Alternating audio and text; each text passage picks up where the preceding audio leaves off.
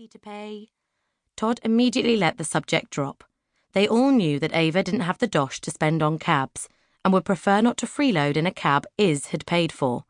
He gave Iz a hug too. Sam and the others are here already. It's going to be a great night. Ava had to raise her voice to be heard over the Christmas revellers and pulsing music. So I get to meet Sam, the big important man, tonight. He's over there. Iz was tall enough to see above people's heads. With Patrick and Jake. I can see some of the girls, too, over in the corner.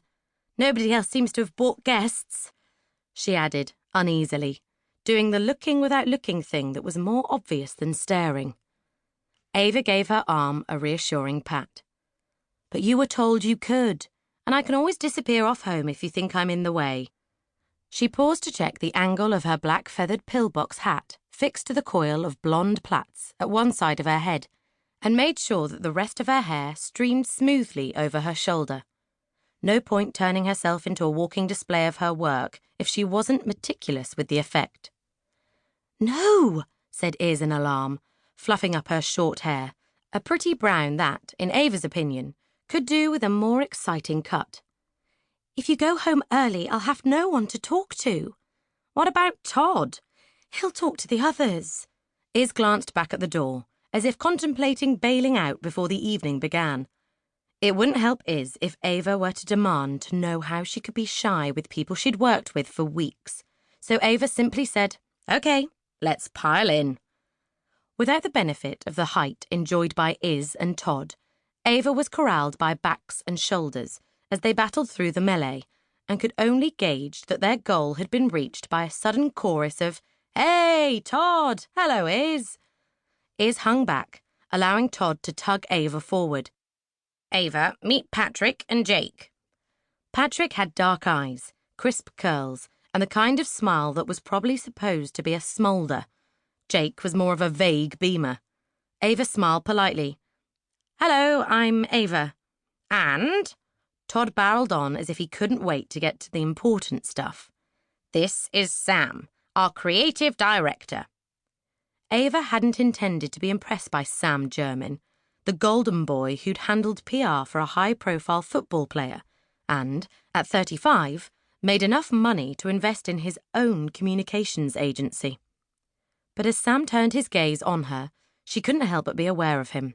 He was tall, even taller than Todd or Iz. His tawny hair fell across one eye and was just long enough to tuck behind his ears. In his dark suit and white shirt, he looked as well put together as an expensive car. With a slow smile, Sam took her hand in his. "Ava, I've heard a lot about you." "Likewise." She smiled sweetly. She wouldn't embarrass her friends by telling Sam that Todd and Iz sometimes seemed to have no other topic of conversation. "What are you drinking?" "Thank you, but I'm not feeling flush enough to get involved in rounds. I might only stay for a couple anyway." "You've been invited for Christmas drinks. No need to reciprocate." Sam consulted Todd over Ava's head. "What does Ava drink?" "Zinfandel rosé." Todd cheerfully ignored Ava's exasperated stare. "It's not PC to dismiss a woman's perfectly valid wishes." Ava half joked at Sam's departing back as, having swiftly taken orders from Todd and Iz, he made towards the bar. Sam flashed her a glance over his shoulder. "Except for wine, surely." She had to concede the point. Zinfandel made everything better. Even, "I can't earn enough woes," and "Christmas is coming woes," and "with people I don't know just to please my friends woes," or, at least, it made them no worse. Upon his return, Sam passed her a large glass of rosé. "So, you're friends with Todd and Iz?"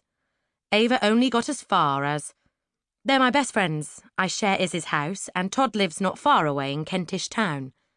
When more agency people arrived in a flurry of greetings and cold air and, enlisting the help of Patrick and Jake, Sam once again turned himself into a drinks waiter before the new group drifted further into the bar. Oh well, that was probably her ration of small talk with the head honcho. Ava gladly turned to her friends. "Thanks for helping me pack up that horrible stall today, Iz. I never dreamed I'd still have almost all my stock. I thought the only good thing about Christmas would be that I could sell a